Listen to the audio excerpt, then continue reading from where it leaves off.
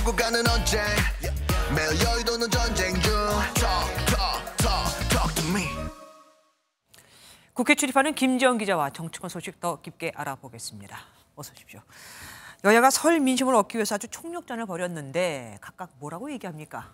네, 여야의 그 설 민심 평가 정말 달랐습니다.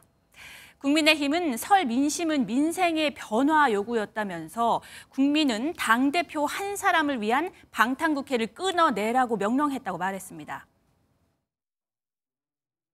반드시 야당을 심판해서 대한민국 새로운 정치의 발전, 의회 정치 복원을 이루는 출발점이 되어야 한다는 국민들의 말씀도 있었습니다. 더불어민주당이 말한 민심은 정반대였습니다. 민주당은 설 민심은 민생에 대한 불안을 확인하는 자리였다고 평가했습니다. 민주당이 반드시 윤석열 정권의 무도함을 멈춰 세우고 경제와 민생을 살리는 역할을 해달라고 말씀하셨습니다. 그리고 이번 총선의 또 다른 변수가 될 수 있는 한 사람, 조국 전 장관에 대해서 좀 알아보겠습니다.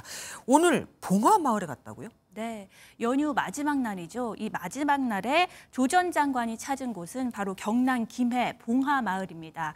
고 노무현 전 대통령 묘역에 먼저 참배를 했습니다.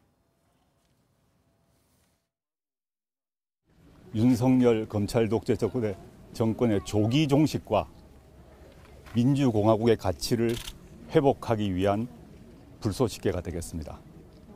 어떠한 난관도 꺼리지 않고 걸어갈 생각입니다. 정치 참여 의사를 그동안 계속 조금씩 비춰오긴 했는데 이제 확실하게 선언을 한 셈입니다. 근데 또 다른 분도 만났다면서요. 문재인 전 대통령. 네. 조 전 장관은 고 노무현 전 대통령 묘역에 참배하고 바로 양산 문재인 전 대통령 사저를 찾았습니다. 이 자리에서 조 전 장관이 누구와 또 어떤 방식으로 정치에 참여할지에 대한 논의가 이루어졌을 것으로 보입니다. 민주당 내에서 공천을 두고 친명과 친문 간 갈등이 심화한 상황인 만큼 문 전 대통령이 조 전 장관 중심의 친문 세력 결집에 대한 조언을 했을 가능성도 점쳐집니다. 네. 홍익표 민주당 원내대표는 오늘 조국 신당과 합당 논의는 없었다고 다시 한번 선을 그었고 이준석 개혁신당 공동대표도 조 전 장관의 연대 제의에 같이 할 생각이 없다고 밝힌 바 있습니다. 현재의 여야 모두 다 안 받겠다고 하니까 문재인 전 대통령을 찾아간 것 같기도 하긴 합니다. 조 전 장관의 앞으로의 총선 계획 언제 알 수 있습니까? 네, 바로 내일인데요. 조 전 장관 지난 8일 그 아들 입시 비리 의혹에 대한 2심 재판부가 또다시 유죄를 선고했죠. 네네. 그 이후에 사실상 정치 참여 선언을 했습니다. 당시 조 전 장관은 오는 4월 10일은 민주주의 퇴행과 대한민국의 후진국화를 막는 시작이 돼야 한다고 밝혔는데요. 내일 자신의 고향인 부산에서 민주공원에서 이번 총선과 관련한 입장을 발표합니다. 예. 그런데 다음 날에는 광주 5.18 민주묘지를 참배하고 목포로 옮겨서 김대중 노벨평화상 기념관을 방문합니다. 바쁘게 움직이네요. 문 전 대통령이 조 전 장관을 비판했던 사람의 책을 그것도 신작을 추천했습니다. 공정작가 말이죠. 어떻게 된 겁니까? 맞습니다. 이 추천은 좀 의아한 게 조 전 장관이 문 전 대통령을 예방하기 전에 먼저 문 전 대통령이 SNS에 추천을 한 겁니다. 바로 제목이 너는 다시 외로워질 것이다. 이게 신간인데요. 좀 의아한 점이 지난해 12월에 공지영 작가는 이 조 전 장관에 대한 지지를 철회했습니다. 네.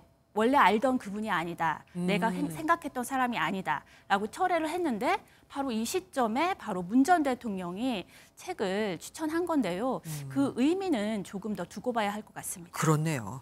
다음은 이재명 민주당 대표의 이야기로 좀 가보겠습니다. 이 대표를 연상케 하는 드라마 등장인물이 있다는데 그래서 논란이 있다는데 이게 뭔 말입니까? 바로 그 온라인 동영상 서비스 넷플릭스 거기서 방영하는 한 드라마인데 거기서 이 대표를 묘사한 것 같은 등장인물이 있어서 논란입니다. 바로 재력을 이용해서 각종 비리를 저지르는 형정국이란 캐릭터인데요.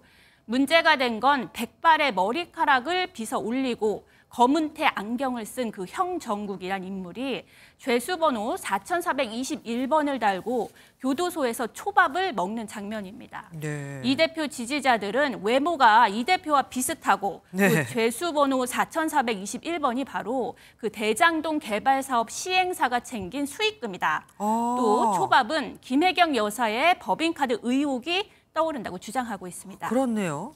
넷플릭스 측은 논란에 대해 사실이 아니라고 밝혔지만 해당 장면이 원작 웹툰에는 없는 내용이어서 이렇게까지 아마 의혹이 번진 것 같습니다. 이야, 이거 계속해서 논란이 될 수밖에 없겠네요. 지금까지 김지영 기자와 함께했습니다. 고맙습니다.